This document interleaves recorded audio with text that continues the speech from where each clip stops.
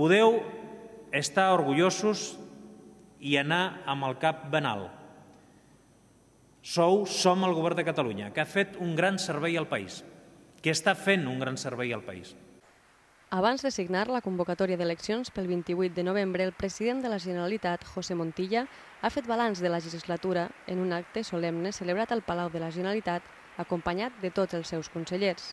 Hem protagonitzat i viscut una experiència que és tot un estímul per continuar, per completar el projecte iniciat, per portar-lo més enllà, per exigir-nos molt més de tots nosaltres com a persones, com a polítics i com a societat.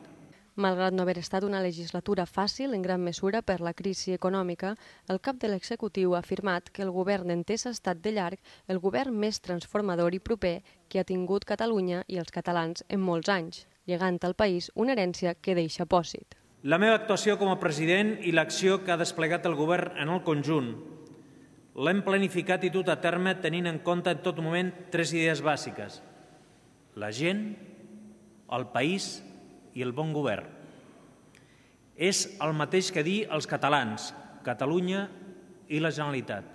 Tres han estat els grans eixos en què el govern, amb el president al capdavant, ha planificat la seva gestió. Millorar les condicions de vida de les persones que viuen a Catalunya, de totes, preparar el nostre país per al futur en el marc complex d'una economia globalitzada i governar amb l'exigència, el diàleg, la concertació i l'acord com a marca del nostre estil, ha explicat el president. El futur no està escrit.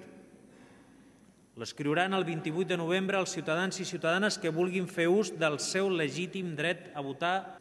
Aquest no és el lloc ni el moment per a especulacions sobre el futur. Però sí que us demano, especialment als membres del govern i de les formacions polítiques que li han donat suport abans de signar el decret de convocatòria, que us comprometeu a fer un exercici que voldria que us prenguéssiu gairebé com una exigència i un deure democràtic. Que expliqueu i defenseu amb orgull i passió l'obra del nostre govern. Que demostreu que creieu profundament en tot el que hem fet, col·lectivament, solidàriament.